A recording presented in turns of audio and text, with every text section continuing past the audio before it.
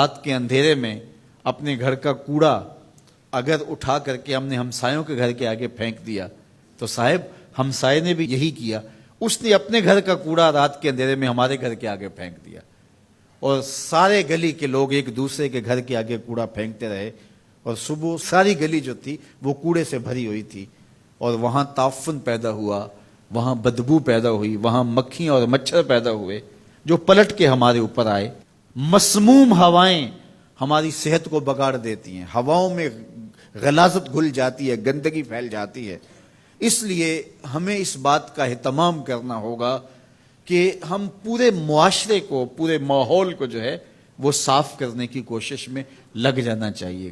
تو میں اور آپ اس پہ غور کریں کہ ہمارے اسلام کا ہمارے نام کیا میسج ہے، کیا پیغام ہے۔ جو اسلام پیدا ہوتے ہی ہماری زندگی کا آغاز غسل سے کرتا ہے، اور پھر زندگی کا اختتام بھی غسل سے ہوتا ہے۔ دن میں 5 نمازیں ہیں اور ان کے لیے بار بار وضو کرنا ہوتا ہے، اور اگر حد سے اکبر لاحق ہو جائے تو فوراً ہمیں غسل کر کے اس کو دور کر کے پاکیزگی حاصل کرنے کی تلقین ہے۔ وَثِيَابَكَ فَطَهِّرْ، اپنا لباس پاک کرو، اس کی ہمیں تلقین کی گئی ہے۔ الطہور شطر الایمان، طہارت کو آدھا ایمان قرار دیا گیا ہے۔ کتنی بڑی بات ہے۔ آج ہم اپنے گلی محلے دیکھیں، اپنے کوچہ و بازار دیکھیں، اپنے اطراف میں پھیلی ہوئی گندگیاں دیکھیں تو پھر ہمیں شرم آتی ہے کہ کیا ہم وہ مسلمان ہیں کہ جس مسلمانی کا ہم سے تقاضا کیا گیا تھا۔ ہم مسلمان تو ایک صاف، پاک اور خوبصورت اور عفت معاب صورت میں آگے بڑھتے، اور معاشرہ صفائی و ستھرائی کا مرقع نظر آتا، اور ہر شے نہ صرف صاف اور پاک اور طاہر ہوتی بلکہ چیزوں کو مرتب اور منظم کر کے رکھنے کی بھی ہمارے اسلام نے ہمیں تلقین کی ہے کہ جو ہم چیزیں رکھیں ان کو بھی ایک ترتیب اور سلیقے کے ساتھ رکھیں، تاکہ جو ہے وہ پڑی ہوئی چیزیں بھی جو ہے وہ خوبصورت دکھائی دیں۔ حتیٰ کہ بال الجھے ہوئے پسند نہیں کیے گئے، اور کہا کہ من کان لہ شعر فلیکرمہ، جو بال رکھے پھر بالوں کو سنوار کے رکھے، بال الجھے ہوئے رکھے تو یہ پسند نہیں کیا گیا۔ تو یہ ہمارے دین نے ہم سے تقاضا کیا ہے، جہاں ہم رہتے ہیں، جس گلی میں رہتے ہیں، جس محلے میں رہتے ہیں۔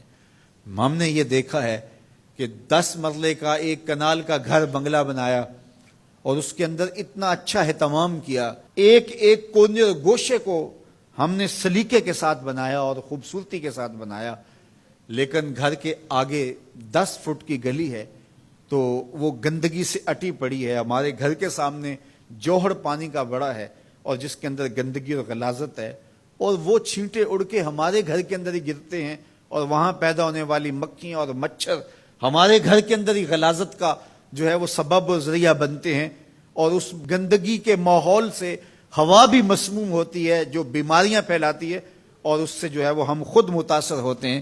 لیکن ہم سمجھتے ہیں کہ یہ 10 مرلے کی جگہ، یہ ایک کنال کا ٹکڑا تو ہمارا ہے، یہ ہماری ذمہ داری ہے۔ 5-5 فٹ گلی آتی ہے تو گلی کے 10 لوگ مل کر کے جو ہے کیا وہ اپنی گلی کی صفائی کا اہتمام اور انتظام نہیں کر سکتے؟ اگر صفائی پسند ہم حقیقت میں ہوتے تو پھر کبھی بھی ہم اس کو پسند نہ کرتے۔ تو یہ وہ چیزیں ہوتی ہیں جو کسی معاشرے کی عکاسی کرتی ہوتی ہیں، کسی معاشرے کا چہرہ ہوتا ہے، اس کے نفسیات سمجھ میں آتے ہیں کہ یہ معاشرہ کیسا ہے۔ تو ہم صحیح معنوں میں اسلام کے مزاج سے آشنا ہی نہیں ہوئے کہ اسلام تو ہمیں آغاز میں ہی صفائی اور ستھرائی کی تلقین کرتا ہے۔ ہمارا دین شروع ہی طہارت سے ہوتا ہے، شروع ہی صفائی سے ہوتا ہے، اور اس کا نقطہ انجام جو ہے وہ بھی غسل سے ہے۔ تو غسل سے شروع ہو کے غسل تک، اور درمیان میں غسل اور وضو چلتا رہتا ہے۔ لباس کی پاکیزگی ہے، خوراک کی پاکیزگی ہے، مکان اور اطراف کی پاکیزگی ہے، ماحول کی پاکیزگی ہے۔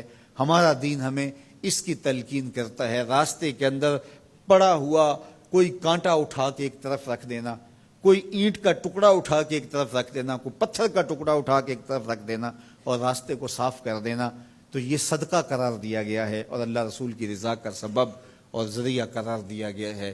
میں آپ سے توقع رکھتا ہوں، اور میں خود بھی انشاءاللہ اس کے لیے کوشاں رہوں کہ ہم اپنے ماحول کی صفائی کے لیے اپنے حصے کا کام ضرور کریں۔